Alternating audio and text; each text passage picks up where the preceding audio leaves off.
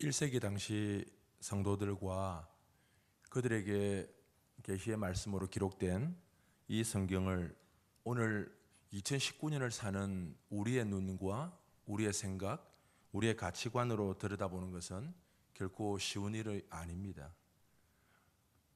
간단히 생각해 보면 일단 생활의 환경이 완전히 다릅니다. 그때 신분제가 확실했었고 지금은 그렇지 않습니다. 또 그 당시 그 지방의 문화와 우리가 다르고 환경도 다릅니다. 무엇보다도 복음으로 살아내어야 되는 그 환경이, 그 삶의 조건이 그때와 지금이 너무 다릅니다. 본문인 베드로전서의 배경이 그렇습니다. 사도 베드로에게서 편지를 받은 이 성도들이 지금은 살고 있는 지역으로 치면 오늘날로 말하면 터키 지역입니다. 터키라고 하는 나라의 그 지역에 해당되는 지역인데, 그 성도들을 향하여서 베드로는 뭐라고 시작하느냐 하면 흩어진 나그네다라고 1절에서 시작합니다.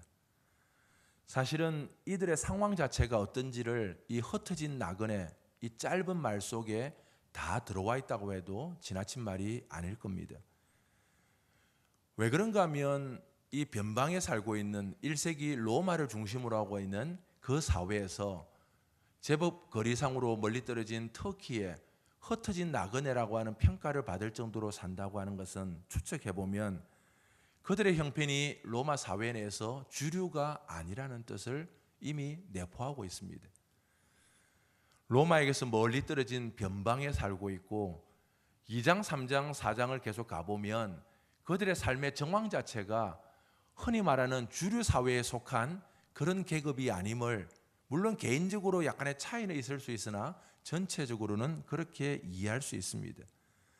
이 말은 복음을 받아들인 결과 때문에 그들이 흩어질 수도 있고, 아니면 이미 그 지역에 사는 사회적으로나 경제적으로 그들의 지위가 낮은 상태를 향하여서 말할 수도 있습니다. 어느 쪽이 되었든 복음의 결과 때문에 흩어진 이유로 여기에 있던, 아니면 그 지역에 살던 이방인들이 복음을 믿고 이미 그들의 신분 자체가, 처지 자체가 경제적으로나 사회적으로 어려운 처지에 있는 그들일 수도 있습니다. 그런데 베드로가 흩어진 나그네라고 하는 이 정체성의 단어를 먼저 쓰고 난 뒤에 베드로전서 전체를 이끌고 갑니다. 이 말은 굉장히 베드로전서 전체를 이해하는 데 중요한 단어가 됩니다. 왜 그런가 하면 이 흩어진 나그네라고 하는 이 말 자체가 가지고 있는 의미가 세상이 성도들을 향하여서, 교회를 향하여서 근본적으로 어떤 시각과 어떤 관점으로 보는지에 대한 렌즈와 같기 때문입니다. 다시 말하면 이 세상이 교회를 바라보는 방식, 이 세상이 성도를 바라보는 방식이, 관점이 무엇인가를 드러내는 단어가 흩어진 나그네라는 단어일 수 있습니다. 다시 말하면 근본적으로 기독교의 이 1세기 때부터 성도들은 이 사회의 세상의 관점과 방식으로 보면 힘이나 성공이나 부라고 하는 일반적으로 이 세상이 가질 수 있는 관점과는 다른 관점에서 사는 자들이라는 것을 이미 전제하고 시작하는 것입니다. 이건 오늘 우리에게 무슨 의미가 있을까, 이야기를 오늘 함께 살피려고 합니다. 먼저 이것을 위해서 복음이신 예수 그리스도께서, 로마서 1장에 나와 있는 대로 복음은 예수 그리스도시다, 4절에서 그렇게 정의를 했는데, 복음이신 예수 그리스도께서 처음부터 낮은 자리에 임하셨고 목자와 같은 비주류의 사람들, 그 당시 때 목자들은 완전히 비주류입니다. 다시 말하면 전혀 일상적으로 괜찮은 직업이나 괜찮은 삶으로 평가받지 못하는 완전한 비주류가 그 당시 때 목자들이었습니다. 그런데 예수 그리스도, 복음이신 예수 그리스도가 이 땅에 처음 오셨을 때 그분 자신도 낮은 자리에 임하셨을 뿐만 아니라 처음으로 보인 자들이 바로 비주류의 사회적 신분을 가진 목자들이었습니다. 이것을 떠올려 본다면 어쩌면 이 1세기의 베드로가 성도들을 향하여서 여러분은 흩어진 나그네입니다 라고 시작하는 것은 당연한 이야기입니다. 이 편지의 이 첫인사가 의례적인 말이 아닙니다. 왜냐하면 이 편지를 받고 그리고 받아서 읽고 듣는 그들이 예수 그리스도의 복음을 듣는 것이 무슨 의미인지, 예수 그리스도의 복음을 듣고 난 뒤에 그 복음이 자신의 삶에 어떤 의미가 있는지, 또 자신의 삶에 어떤 영향을 미치는지, 그렇다면 자신의 어떻게 복음으로 살아내어야 하는지, 이 모든 것들이 그 속에 담겨 있기 때문입니다. 이것을 이해하기 위하여 우린 출애굽기 20장의 1절 2절을 생각해 볼 필요가 있습니다. 그건 바로 십계명을 주시기 전에 그 앞에 서론처럼 마치 인사말처럼 잠깐 주신 말씀입니다. 우리가 십계명의 이야기를 듣기 전에 그 앞에 뭐라고 되어 있을까요? 십계명을 주신 하나님이 이스라엘 백성들에게 정체성을 먼저 잠깐 이야기를 합니다. 그건 바로 이 구절입니다. 나는 너를 애굽 땅 종되었던 집에서 인도해낸 네 하나님 여호와니라. 십계명을 주시기 전에 출애굽기 20장에서 먼저 이 말씀을 주시고 본격적으로 십계명의 내용을 말씀합니다. 다시 말하면 지금 십계명을 받는 이스라엘 백성들이 도대체 누구였으며, 그리고 언약을 주시는 이 약속의 말씀을 주시는 이가 여호와 하나님이라는 분이 도대체 누구이시고 어떻게 애굽에서 건져내신 것, 그리고 이 언약의 말씀을 듣는 여러분들이 어떤 삶의 태도와 자세를 가지고 살아야 될지를 이 짧은 구절 안에 담아내고 있는 것입니다. 너희는 애굽 땅에서 종되었던 자들이다. 왜 십계명을 주시면서 이 말씀을 먼저 주셨을까? 어쩌면 우리는 1절 2절을 건너뛰고 바로 3절부터 시작되는 십계명의 눈이 빨리 갈지 모릅니다. 그러나 십계명의 말씀을 받는 이스라엘 백성들이 누구인지에 대한 정확한 정체성이 확립되지 않으면 그 십계명을 가지고 얼마나 엄청난 일을 벌일 수 있는지를 예수님 당시에 확인시켜 주는 것입니다. 바리새인들은 그들이 모세를 통하여서 전통적으로 받았던 이 율법을 가지고 이방인들을 개처럼 취급했습니다. 그들은 자신들만이 이 율법 언약의 말씀을 받은 선택자라고 생각했고, 그 외에는 전부 다 하나님의 저주를 받는 자라고 생각했습니다. 그래서 아무나 하고 식탁에 앉지도 않았고, 오히려 창기와 세리와 죄인들과 밥을 먹는 예수님을 향하여서 신랄하게 비난했습니다. 그들만이 언약의 백성이고 그들만이 율법을 받은 정통적인 하나님의 자녀라고 그들은 여겼습니다. 이것을 깨트려버리는 가장 중요한 구절이 출애굽기 20장 바로 이 말씀입니다. 이 율법의 말씀을 받는 너희가 누구인지 아냐? 너희들이 400여 년 동안 애굽에서 뭐 되었다고요? 종이었다고요.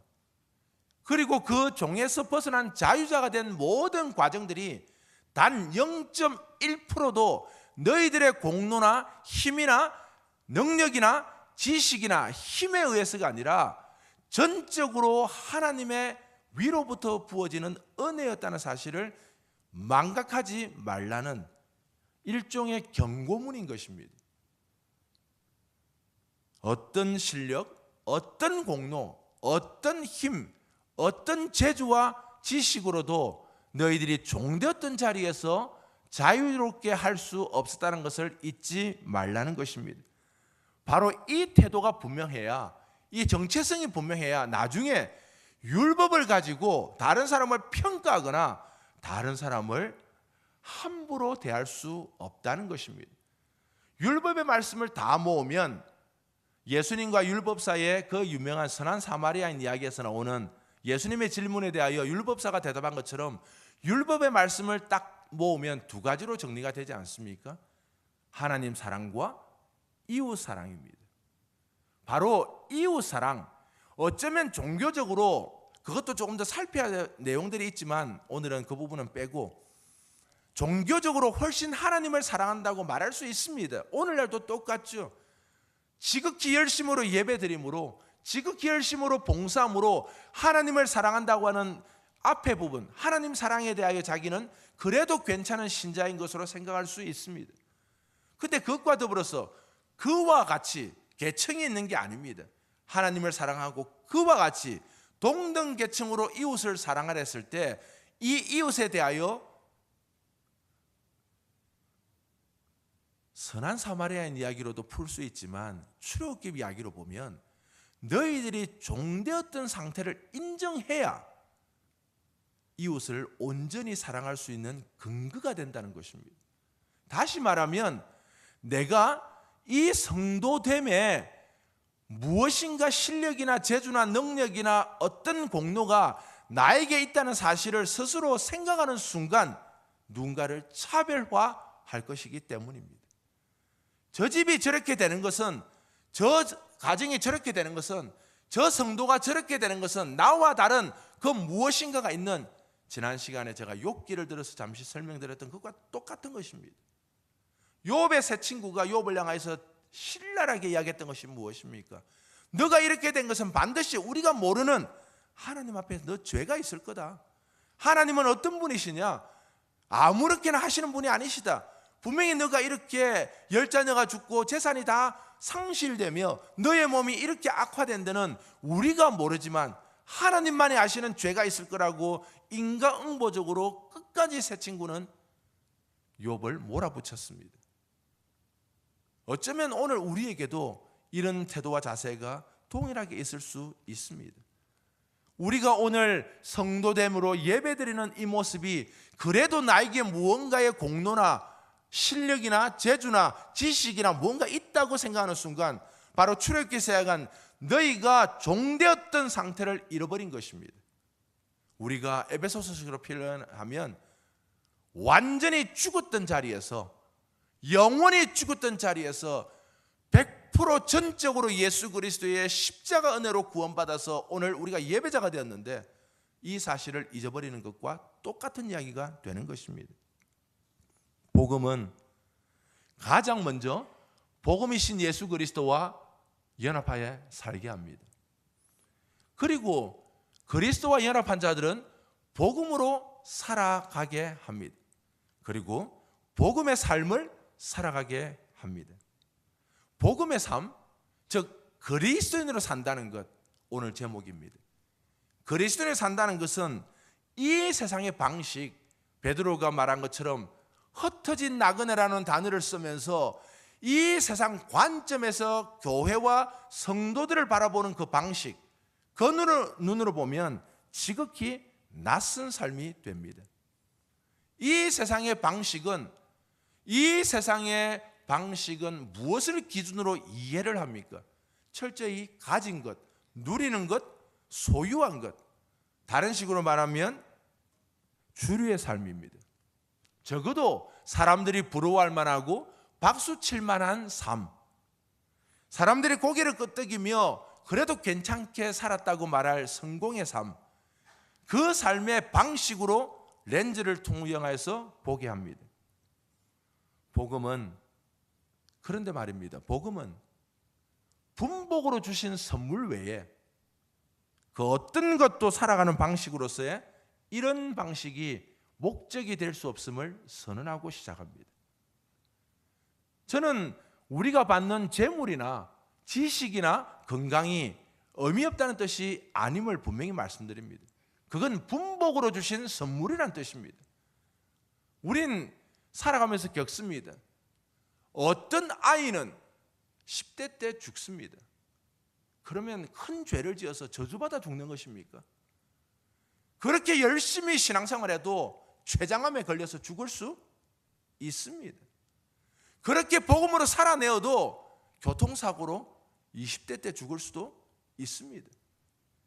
그러면 그분들은 다 이 세상의 관점에서 실패자의 삶이며 그들은 다 비주류의 삶이고 하나님으로부터 큰 저주를 받아서 그렇게 일찍 병 가운데 죽는 것입니까? 아닙니다. 저는 그런 면에서 생각하면 저와 여러분들이 때로는 이 세상에 남겨진 이유, 우리 아직 여기 있는 10대들에게는 이런 말이 조금 적용되어 그렇지만 적어도 50대 이상이라고 생각해 보면 남겨진 이유는 아직 하나님께서 데려가실 만한 목적이 달성되지 않았기 때문이지 않겠습니까? 우리에게 근거가 있어서가 아니라 적어도 하나님 보시기에 너 그래도 숙제는 다 하고 와야지, 너 아직 숙제가 덜 끝났어, 마치 초등학교 6학년을 마쳐야 중학교에 들어가듯이 너 아직 숙제가 덜 했어, 그러기에 하나님이 조금 더 남겨두신 것은 아닐까요? 우리는 우리에게서 자꾸 찾기 시작하면 이웃을 사랑하라는 그 하나님의 엄중한 경고 앞에서 우린 자꾸 차별화시키려고 합니다. 다시 말씀드립니다. 복음은 우리에게 주신 분복으로 주신 선물 외에 그 어떤 것도 살아가는 방식으로서의 목적이 될 수 없음을 복음은 이미 선언하고 시작합니다. 그런 뜻에서 부도, 권력도, 성공도 신앙의 목표나 목적은 절대 될 수가 없습니다. 더 냉정하게 말씀드리면 제가 지극히 사랑하는 제 모교회 같은 이 대청교회가 큰 교회가 되는 것이 목적이 될 수는 없다는 뜻입니다. 주신 은혜에 따라 살아갈 수는 있으나 그것이 교회의 목표나 목적이 될 수는 없는 것입니다. 그건 이미 곁길로 빠진 것입니다. 제가 너무 심합니까? 성경은 우리에게 그 어떤 것도 예수 그리스도 외에는 감히 우리 신앙의 여정 속에 목표나 목적이 될 수 없음을 이미 선언하고 있기 때문입니다. 따라서 이런 것을 혹시 여러분이 목적을 삼아서 신앙의 이름을 빌리고 싶습니까? 그건 무당이라는 짓입니다. 다시 말씀드립니다. 이런 것을 여러분이 신앙의 목표나 목적인 줄 알아서 신앙의 이름을 빌리고 싶다면 그건 무당이 하는 짓입니다. 그리스도의 십자가와 고난받으셔서 우리를 위해서 죽으신 그리스도에게는 이런 것은 없습니다. 만약 이렇게 살고자 하는 사람들이 있다면 빌립보서 2장 5절에서 나타나는 너희는 이 마음을 품으라 곧 그리스도 예수의 마음이니 라고 시작되는 이 빌립보서 2장 5절 이하의 이 이야기는 아무에게도 해당되지 않습니다. 그는 근본 하나님이셨으나, 그가 누구였다고요? 근본 하나님이셨으나 우리를 사랑하셔서 죽기까지 복종하시고 이 세상에는 사람의 모양으로 오셔서 어떤 사람들의 보기에는 뭐처럼요? 종처럼요. 그러니까 이 세상의 방식의 렌즈로 보면 예수 그리스도가 살아온 방식이 무슨 방식이라고? 이 세상 방식으로 보면 지극히 실패자의 삶이고 비주류의 삶이고 실패한 초라한 인생의 삶이라고요. 그런데 이 세상의 방식으로 본 그분이 아니었으면 어느 누구도 구원받을 수 없었습니다. 빌립보서 2장 5절에서 8절에 나타난 이 그리스도의 낮아짐의 영광, 우린 영광이란 단어를 떠올리면 다 높아져서 사람들에게 박수 받는 걸 생각하지만 그리스도의 영광은 낮아짐에서 시작한다는 것을 아십니까? 임하셨을 때부터 목자에게 보이시고 가장 비천한 곳에 태어나시고 그리고 고통받으시고 죽기까지 복종하신 낮아짐으로부터 그리스도의 영광은 시작됩니다. 그러므로 그리스도의 낮아짐의 영광을 이해하지 못하는 자는 그리스도가 우리를 어떻게 통치하시며 만물의 주이심에 대해서 알 수는 더더군다나 없습니다. 그러니 빌립보서 2장에 나오는 그리스도의 낮아짐의 영광을 이해하지 못하는 사람이라면 에베소서 1장에 나오는 바울의 기도는 더더군다나 이해할 수가 없는 것입니다. 성삼위 하나님을 통하여 우리가 어떻게 구원받았는지를 설명하고 결국 십자가에 죽으신 예수 그리스도를 아버지께 하나님께서 올리셔서 만물의 통치자가 되게 하시는, 만물의 주를 만드시는 그 높아짐의 영광은 더더군다나 이해할 수가 없게 됩니다.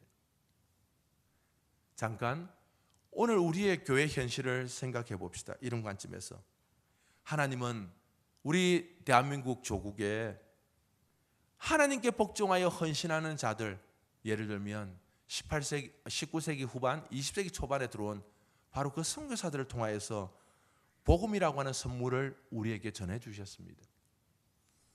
그런데 그 선물을 받고 130년이 지난 지금 오늘 우리의 모습은 혹시 이 땅의 교회와 성도들 모습은 어떤지요? 우리의 모습은 19세기, 20세기, 1세기 때 갈 것도 없이 19세기, 20세기 조선이라는 나라가 어디 있는지도 알지 못하던 때에 와서 때로는 양화진 묘지에 태어나서 단 하루 만에 자식을 묻어버린 선교사도 있습니다. 내 새끼를 조선이라는 나라가 어딘지도 모르는 그 당시 때에 단 하루 만에 풍토병에 걸려서 죽은 아이를 묻은 곳도 양화진에 가면 있습니다. 그런 상황 속에서 헌신자들의 수고라는 씨가 심기어서 130년이 지나 지금 수많은 열매를 맺었습니다. 그런데 제가 궁금한 것은 이것입니다. 우린 그 헌신자들의 수고를 하나님께서 왜 하셨는지를 잊어버리고 이제 가지에 열린 열매만 먹겠다고 급급한, 그래서 그것이 얼마나 더 큰 열매인가, 우리 교회가 더 큰 열매인가, 저 교회가 더 큰 열매인가, 저 집사가 더 큰 열매를 가졌는가, 이 집사가 더 큰 열매를 가졌는가, 그 열매에만, 그 열매 먹기에만 급급해서 살아가고 있지 않는가라는 것입니다. 하나님이 140년 전부터 이 땅을 사랑하셔서 조선이라는 나라가 어딘지 알지 못하는 그때부터 헌신자들을 보내서 씨를 뿌리고 땅에 묻히게 했던 하나님의 그 선하신 뜻은 잊어버린 채 말입니다. 이는 마치 무엇과 같은가 하면 그리스도인, 오늘의 그리스도인들이 출애굽기 20장에 기록된 애굽에서 종되었던 처지를 잊어버린 것, 그리고 베드로전서 1장으로 말하면 로마의 변방에서 비주류로 사나 이전에 나와 있는 대로 피뿌림을 얻기 위하여 하나님의 선택하심을 받고 위로부터 부어지는 은혜와 평강을 누리며 살았던 그 1세기의 변방의 성도들로 부렸던 흩어진 나그네, 이것을 잊어버린 것과 같은 것입니다. 그리고 무엇이 되고 싶어하는 것입니까? 이제 우리는 비주류가 아니고 세상이 보기에도 박수를 칠 만한 주류 사회로 힘과 능력과 지식과 힘을 가지고 있다. 그러니 우리를 무시하지 마라 라고 하는 것을 그렇게 말하고 싶고 누리고 싶고 행하고 싶은 그런 거 아닐까요? 그런데 거기에 교묘하게 뭘 가져오느냐 하면 믿음을 가져오는 거죠. 봐라, 믿음으로 극복하고 나니까, 믿음으로 살고 나니까 이제는 우리는 무시받는 비주류가 아니야.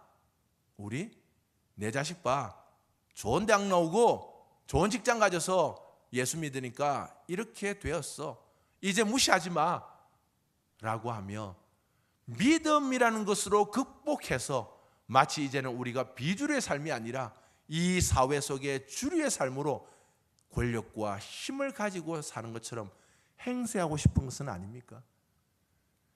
그렇게 본다면 지난 2주 전에 말씀드렸던 욥기 그 싸움을 다시 한번 떠올려 보십시오. 신앙이란 과연 하나님이 자기의 아들 예수 그리스도를 십자가에 못 박기까지 우리를 사랑하셔서 구원하신 그 신앙이란 우리의 삶의 울타리를 채워주기 위한 조건으로 주신 것입니까?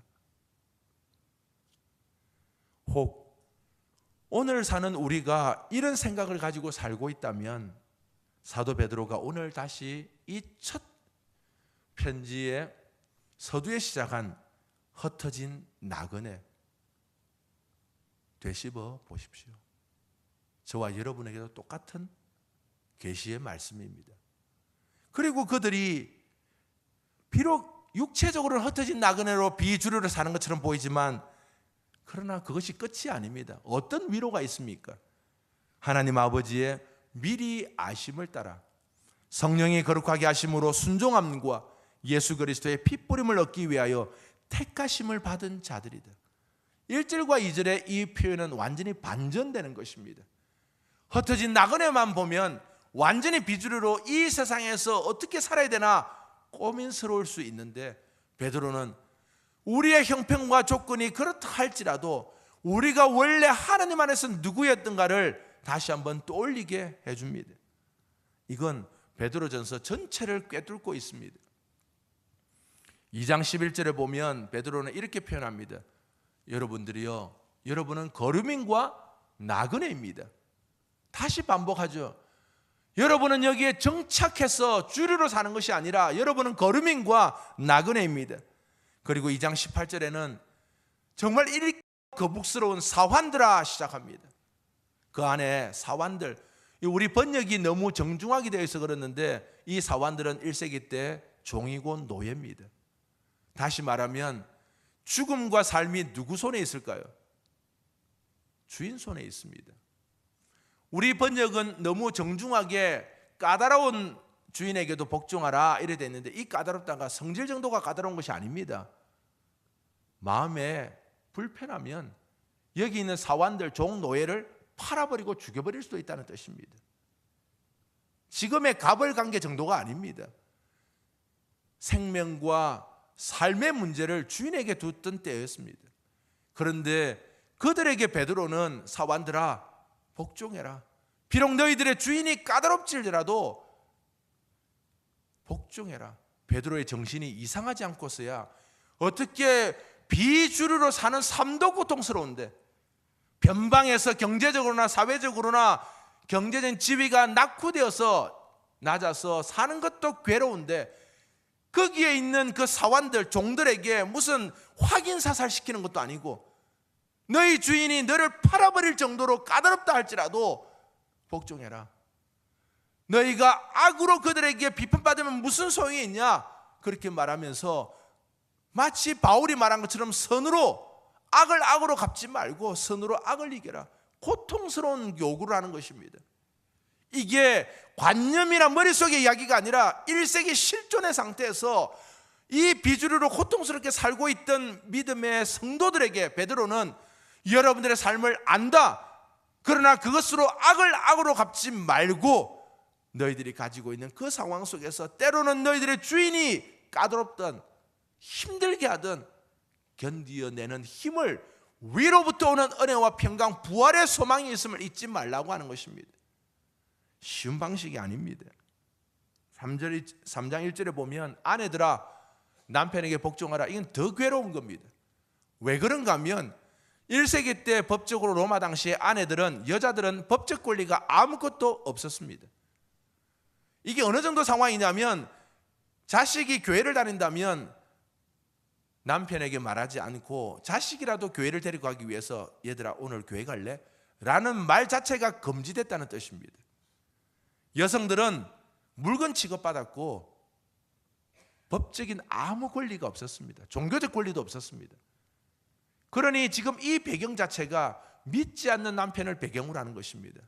단순히 오늘날처럼 믿지 않는 정도가 아니라 아예 여성들 입장에서 법적 권리가 없던 이 1세기 로마 당시 때 말입니다. 그런데 아내들에게 뭐라고 권면합니까? 아내들아 남편에게 순종하고 복종해라. 이게 베드로가 지금 사환들, 아내들 도대체 이 상황을 모르기 때문에 이 말을 할 것일까요? 베드로는 사도고 나는 그리스도인의 요즘으로 치면 목사니까 성도들에게 아무 형편도 없는 모르는 상태에서 그냥 내까리는 말일까요? 아닙니다. 복음이 무엇인가를 베드로 자신이 이 여정을 거치며 알았기 때문입니다. 베드로는 독특한 인물 아닙니까? 베드로 괜찮은 인물입니다. 그래도 예수님 잡히시던 날 밤에 지키겠다고 칼 빼고 그렇게 소리친 사람은 베드로밖에 없습니다. 베드로가 하도 3번이나 부인하는 바람에 욕을 많이 들어서 그렇지 베드로가 더 괜찮습니다. 그 대제사장의 뜰까지 그래도 혹시나 싶어 쫓아간 사람이 누굽니까? 베드로입니다. 베드로 그래도 예수님 곁에 괜찮게 지키고 있던 사람입니다. 그 베드로가 예수님께 우리 경상도 말로 욕 태바가지 들어먹고 이 베드로 전서를 기록할 때가 30여 년이 지난 겁니다. 저는 믿음의 여정에 있어서 이 시간이 지난다는 것이 얼마나 놀라운 신비로운 건가를 보게 합니다. 이 30여 년의 여정이 지나면서 베드로가 이제야 안 것입니다. 내가 30년 전에 칼을 들고 예수님 지키기가 됐다는 것이 무슨 행동이었는지, 내가 내 혈기로 대제사장 뜰까지는 쫓아갔지만 그 안에서 직접 내가 무엇을 해야 됐는지를 몰랐으나 이제 이 세상의 환경과 조건과 나를 올가매는 그 어떤 것으로부터도 내가 비로소 예수님이 말씀하신 것이 무슨 뜻이었는가, 부활의 소망이 무엇이며 고난받는 것이 무엇이며 그 안에서 복음으로 견뎌내는 것이 무엇인지를 30년 전이 지나서 이제 비로소 안 것입니다. 그래서 그 온몸으로 알고 있는 이 진리를 말하고 있는 것입니다. 성도 여러분, 사환들 여러분, 아내 여러분, 견디십시오. 베드로가 관념의 말을 하고 있는 게 아닙니다. 2장 9절은 더 놀랍죠. 그 유명한 구절, 택하신 족속, 왕같은 제사장, 거룩한 나라, 그의 소유된 백성. 젊은 친구들이 찬양도 열심히 부르고 멋진 호칭으로 자주 인용되는 본문입니다.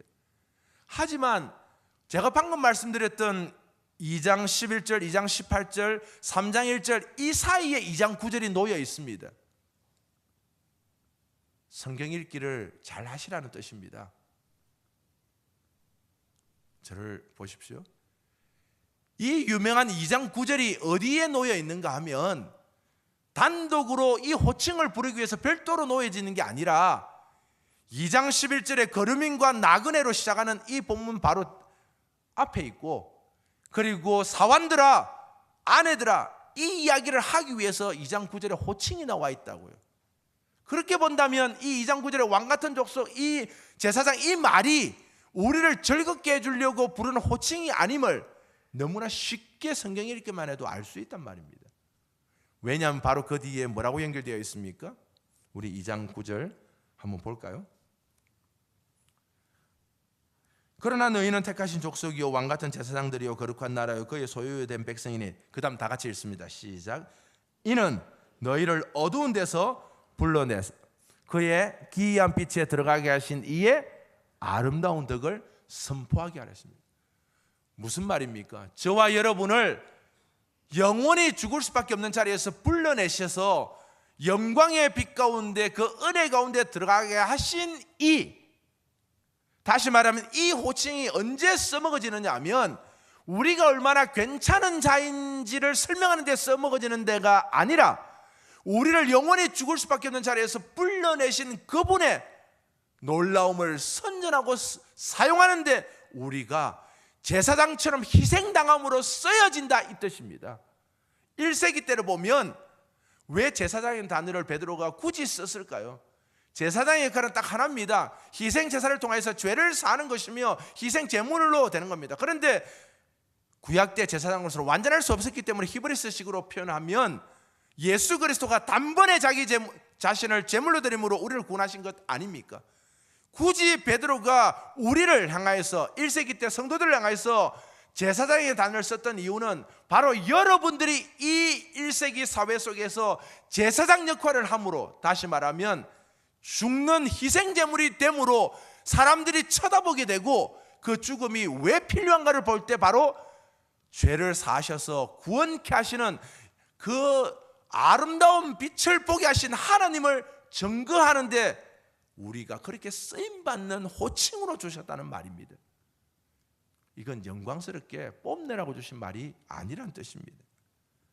이렇게 본다면 본문인 베드로전서 전체 어디에도 부와 권력과 성공, 이런 식의 세상의 방식으로 신앙을 설명하지 않는다는 걸 알 수 있습니다. 이걸 조금 더 히브리서식으로 보면 더 기가 막히죠. 히브리서에는 우리가 알는 대로 믿음의 사람들이 전거됩니다. 영웅들이라는 표현은 너무 우리에게 부담감을 주는 말이라 저는 쓰고 싶지는 않습니다.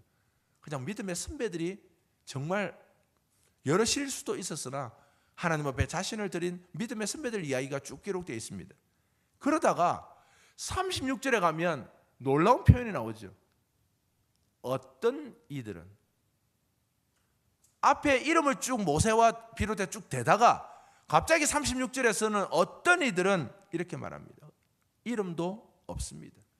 흔히 말하는 신앙의 멋진 열매도 없습니다. 설명도 없습니다. 이들은 그냥 복음 때문에 잡혔고, 복음 때문에 톱에 켜졌고, 복음 때문에 광야로 쫓겨남을 당했고, 복음 때문에 그냥 유리방황한 자들, 이것밖에 없습니다.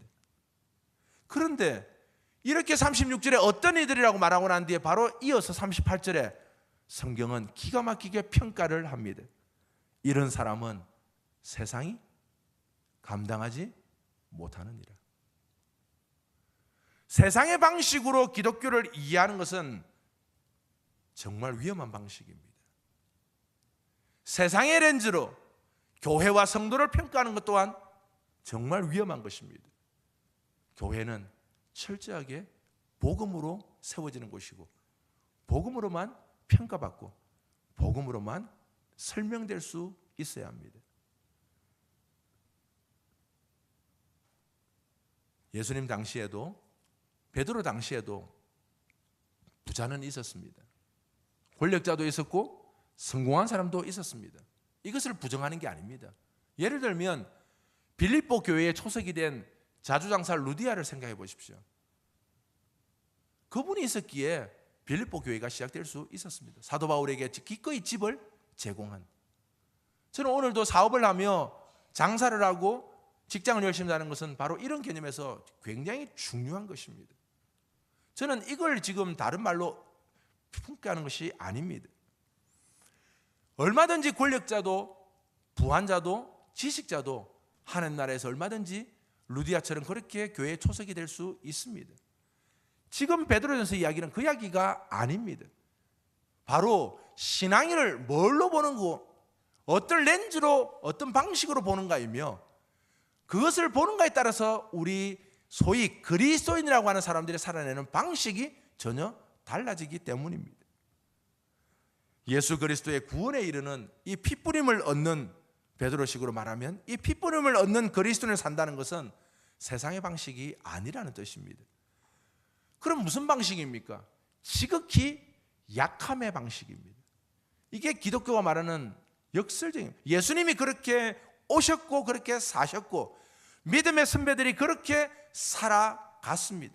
그래서 우리에게 성경을 통해서 철저하게 말하는 것은 세상의 방식, 부와 성공과 이 세상에 박수 칠 만한 방식으로 교회가 서거나 성도가 평가받는 것이 아니라 지극히 복음은 약함의 방식으로 된다는 것입니다. 사도 바울의 기도를 여러 가지가 있지만 혹시 고린도후서 12장에 나오는 기도를 기억하십니까? 사단의 가시를 이야기하면서 자신에게 있는 몸의 병, 학자들은 안질도 이야기하고 고질병도 이야기합니다. 어쨌든 사도 바울이 선교를 위하여서 그것을 두고 3번이나 간절히 기도했다고 합니다. 사도 바울이 덤성덤성 기도했겠습니까? 자신의 선교 사역, 하나님 나라 사역을 위해서 간절히 기도했으나 하나님의 응답은 뜻밖이었습니다. 아니, 죽은 자를 살리시는 하나님께서, 말씀으로 온 천지를 창조하신 하나님께서 바울의 병을 못 고치시겠습니까? 그런데 하나님의 대답은 너무나 뜻밖입니다. 내 은혜가 네게 족하다. 약한 데서 은혜가 나옵니다. 바울은 바로 그 말씀을 듣고 딱 거기서 멈춰버립니다. 복음은 이 세상의 평가 방식으로서의 강함이나 어떤 소유함으로 복음을 설명하지 않는다는 것을 의미하는 것입니다. 이것에 대하여 고린도서 4장 7절에 보면 바울은 기가 막히게 표현합니다. 우리를 질그릇으로 표현하고 그리고 보배이신 예수 그리스도를 설명합니다. 깨어지기 쉬운 질그릇 안에 보배가 담겼는데 이 이야기를 왜 하냐면 바로 다음 말에 이렇게 말합니다. 능력은 오직 주께만 있고 우리에게는 없다. 이 말을 하고 싶어서 질그릇과 보배 이야기를 고린도후서에서 바울이 합니다. 고린도전서 1장에는 더 놀라운 말이 있죠. 하나님은 똑똑한 자나 멋진 자를 들어 쓰시지 하는 것이 아니라 세상에서 볼 때, 세상 방식으로 볼 때 이상하게 보이는 사람들, 그 사람들을 들어서 하나님 나라를 이루어 가신다. 아주 희한한 표현을 쓰십니다. 그리고 그 뒤로 가면서 전도란 이야기를 하게 됩니다. 잘 생각해 보십시오. 바울이 표현하기를 전도를 뭐라고 말하냐면 미련한 방식이라고 말합니다. 왜 전도를 미련한 방식이라고 말할까요? 바울은 철저하게 예수 그리스도의 십자가와 부활과 예수 그리스도의 오심 외에는 복음의 방식으로 설명하지 않았습니다. 이걸 전도의 내용으로 볼 때 지극히 미련스럽다고 말했습니다. 왜 그래요? 세상의 방식으로 보면 지극히 미련스러운 것입니다. 그래서 세상의 방식으로 보면 어떻게 접촉점이 있냐면 오늘날 복음을 전하면서 접촉점의 방식으로 뭘 씁니까? 성공한 사람. 그래서 아이들에게 이렇게 말하는 것 아닙니까? 우리 교회 와봐라. 너희들에게 비전을 줄 수 있는 사람, 너희들에게 그래도 인생의 지침을 줄 수 있는 사람, 그 사람들이 예수 믿어서 어떻게 되었는가? 예, 선물로 괜찮죠. 전 부인하지 않습니다. 하지만 그것으로 복음을 설명하는 것은 아니란 말입니다. 혼돈하지 않아야 합니다. 분복을 가지고 복음 자체를 설명하는 것은 위험하고, 우리 옛날에 이거 뽑기로 치면 꽝입니다. 꽝. 분복은 그래서 간증이 얼마나 위험한지 아시겠습니까? 어떤 이가 신유연사로 나았다고 할 수 있습니다. 충분히 그럴 수 있죠. 하나님은 전능하신 분이니까. 그건 그에게 필요하셔서 선물로 주신 것인데 그걸 간증으로 이야기를 해버리면 일반화가 되어버립니다. 그럼 제가 아까 초반에 말했잖아요. 저도 목사니까 장례식을 꽤 많이 갔는데 제일 힘든 장례식이 어디겠습니까? 우리 어른들이 뭐라고 말합니까? 자식이 먼저 죽으면 어디에 묻는다 그러죠? 저는 우리 어른들의 말에 너무 기가 막혀요. 자식이 먼저 죽으면 겉으로는 묘지에 묻지만 내 이 가슴 속에 묻는다 그래요. 거기 가서 무슨 위로의 말을 하겠습니까? 5살, 7살, 10살짜리 자식이 먼저 죽은 그 장례식장에서 무슨 말을 하겠어요? 근데 거기에 나는 나았고 나는 성공했고 선물로 주신 것을 가지고 일반화된 간증으로 해버리면 그러면 그거는 저주받은 겁니까? 왜 신앙을 이렇게 이해를 해서 혼탁하게 만드는지 모르겠어요. 어떤 이에게는 지식을 선물로 주시기도 하고, 어떤 이에게는 장수의 선물을 주시기도 하고, 어떤 이에게는 사업에 놀라운 분복을 주시기도 합니다. 그건 하나님 나라를 위해서 쓰라고 퍼즐처럼 조각을 맞추어서 분복으로 주신 선물이지 복음 자체를 설명하는 방식은 아니란 말입니다. 복음을 설명하는 유일한 방식은 약함입니다. 사람들이 보기에는 바보처럼 보이고 사람들이 보기에는 쟤들 왜 저래? 그래서 바울이 전도에 미련한 것이라고요. 아니 지금도 십자가를 말하는 녀석이 있어? 아니 지금도 십자가에 죽으신 예수 그리스도, 아니 저걸 아니 뭔가 좀 세상에 괜찮은 걸 설명해 줘야지. 아니 지금도. 그래서 전도에 미련한 방식이 되는 겁니다. 그런데 바울은 정확히 알고 있었던 거죠. 우린 전할 뿐이고 잘하게 하시는 이가 누구십니까? 하나님이십니다. 우리가 열매를 맺겠다고 설치해야 될 일이 아니라는 뜻입니다. 평생에 이 싸움을 힘있게 싸우라고 우리를 부르신 겁니다. 약하게 보이고 세상의 방식으로 보면 패배자처럼 보이는, 그러나 우리를 그리스도 구원을 얻기 위하여 그 피뿌림을 얻는 하나님의 자녀로 삼으셔서 하늘로부터 부어지는 평강과 은혜를 주신 자들, 이 1절 흩어진 나그네와 대비되는 이 2절을 통하여서 우리에게 참 위로가 어디 있는지를 설명하는 것입니다. 베드로는 5장 14절 마지막에 가면 사랑의 입맞춤으로 서로 무난하라 이렇게 표현합니다. 왜 그렇습니까? 이 싸움을 혼자 가는 것이 아니기 때문입니다. 바로 옆에 있는 여러분들 모두가 이 믿음의 싸움을 함께 싸우는 동지들입니다. 그러기에 동지들이 제일 하지 말아야 될 것이 무엇이겠습니까? 갈등과 반목입니다. 의견이 다를 수는 있으나 갈등과 반목, 당을 짓는 것은 사도 바울시로 표현하면 우상 숭배와 같은 급의 죄입니다. 다시 말씀드립니다. 반목과 당을 짓는 것은 사도 바울이 분명히 말하기를 우상 숭배와 같은 급의 하나님 보시기에 죄라고요. 왜 그렇습니까?